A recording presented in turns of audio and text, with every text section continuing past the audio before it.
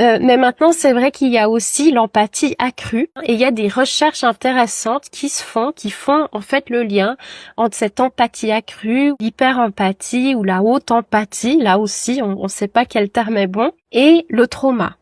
Notamment à travers les études sur les ELA, sur les Early Life Adversity, donc l'adversité dans l'enfance. Et ça se définit par un stress extrême ou un stress chronique qui est vécu justement dans l'enfance. Par exemple, un contexte d'abus, négligence, quand on vit de l'imprévisibilité émotionnelle chronique, quand on développe de l'hypervigilance relationnelle, on est tout le temps sur le qui-vive, on se sent pas en sécurité, donc les attachements insécures, mais aussi dans les cas de la surprotection d'un enfant, en fait. C'est étonnant, ça m'a frappé de voir dans les résultats que les indices de détresse personnelle de ces enfants étaient aussi plus élevés dans le cas d'une surprotection. Mais ce qui fait sens, on peut bien imaginer que du coup, il y a un manque de sécurité après quand on doit faire face aux événements. Donc, pour le système nerveux, qu'est-ce que ça implique tout ça?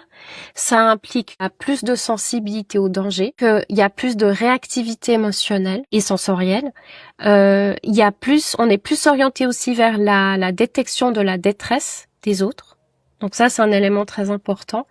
Et ça engendre aussi plus de problèmes immunitaires puisque le système est sursollicité. On peut dire qu'il est un peu hyperactivé tout le temps. Dans certains cas, c'est comme si on peut voir se dessiner une corrélation aussi entre cette dimension de la détresse empathique et celui qui vole au secours de quelque part, celui qui veut être dans la relation d'aide. Voilà.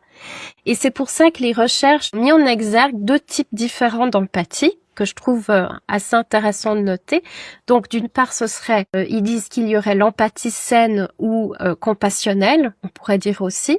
Donc je ressens ta souffrance, je reste centré et présent. Je suis chez moi, je suis régulé, je suis dans la capacité d'aider, mais je pose des limites saines et ma compassion est stable.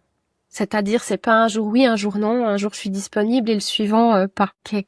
Et puis après, il y aurait cette détresse empathique, comme elle est décrite, où ta souffrance déclenche ma propre souffrance. Et là, on peut imaginer qu'il y a cet effet de surcharge dans le système. Parce qu'on sait maintenant que les cerveaux limbiques émotionnels communiquent. On connaît l'effet justement, la fatigue compassionnelle, l'exposition à la souffrance chronique des autres, chez les personnes dans la relation d'aide, ou dans les proches aidants, etc. On sait que ça a un impact important sur le système nerveux qu'on appelle d'ailleurs trauma vicariant. Donc on a cette hyperactivation nerveuse, cette espèce de fusion émotionnelle parce qu'en fait il n'y a pas de frontières.